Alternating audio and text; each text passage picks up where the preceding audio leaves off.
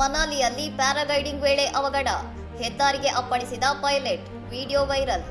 ಹಿಮಾಚಲ ಪ್ರದೇಶದ ಮನಾಲಿಯ ರೈಸನ್ ಬಳಿಯ ಚಂಡೀಗಢ ಮಂಡಿ ಹೆದ್ದಾರಿಯಲ್ಲಿ ಪ್ಯಾರಾಗ್ಲೈಡರ್ ಒಬ್ಬರು ನಿಯಂತ್ರಣ ಕಳೆದುಕೊಂಡು ರಸ್ತೆಯ ಮೇಲೆ ತುರ್ತು ಲ್ಯಾಂಡಿಂಗ್ ಮಾಡಿರುವ ವಿಡಿಯೋ ಸಾಮಾಜಿಕ ಜಾಲತಾಣಗಳಲ್ಲಿ ವೈರಲ್ ಆಗಿದೆ.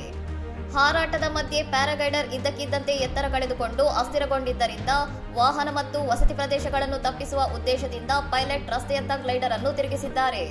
ಸ್ಥಳೀಯ ನಿವಾಸಿಗಳು ತಕ್ಷಣ ಸ್ಥಳಕ್ಕೆ ಧಾವಿಸಿ ಪೈಲಟ್ಗೆ ನೆರವಾಗಿದ್ದು, ಅದೃಷ್ಟವಶಾತ್ ಪೈಲಟ್ಗೆ ಸಣ್ಣಪುಟ್ಟ ಗಾಯಗಳಾಗಿದ್ದು ಅಪಾಯದಿಂದ ಪಾರಾಗಿದ್ದಾರೆ.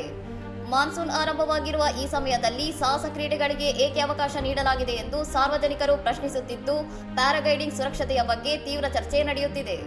ಹಠಾತ್ ಹವಾಮಾನ ಬದಲಾವಣೆ ಅಥವಾ ಬಲವಾದ ಗಾಳಿಯ ಕಾರಣದಿಂದ ಈ ಅವಘಡ ಸಂಭವಿಸಿರಬಹುದು ಎಂದು ಅಧಿಕಾರಿಗಳು ಶಂಕಿಸಿದ್ದಾರೆ. ಹಿಮಾಚಲ ಪ್ರದೇಶದಲ್ಲಿ ಇತ್ತೀಚಿನ ವರ್ಷಗಳಲ್ಲಿ ಹಲವಾರು ಪ್ಯಾರಾಗ್ಲೈಡಿಂಗ್ ಅಪಘಾತಗಳು ವರದಿಯಾಗಿದ್ದು, ಸುರಕ್ಷತಾ ನಿಯಮಗಳ ಪಾಲನೆ ಮತ್ತು ಕೌಶಲ್ಯದ ಕೊರತೆಯ ಬಗ್ಗೆ ಸಾಮಾಜಿಕ ಮಾಧ್ಯಮಗಳಲ್ಲಿ ಕಳವಳ ವ್ಯಕ್ತವಾಗಿದೆ. ಇನ್ನಷ್ಟು ಸುದ್ದಿಗಳಿಗಾಗಿ ನೋಡ್ತಾ ಇರಿ ಸೌರಂ ಟಿವಿ.